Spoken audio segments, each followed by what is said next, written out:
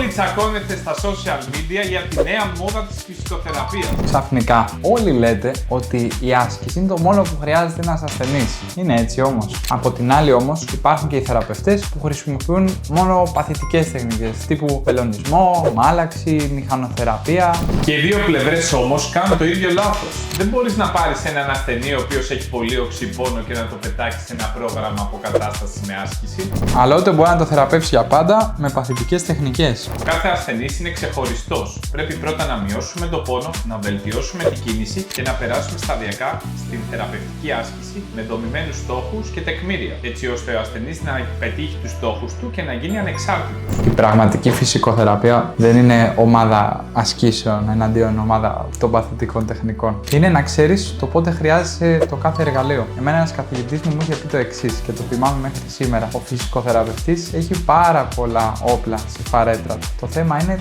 το πότε θα ξέρεις να χρησιμοποιήσεις το κάθε όπλο.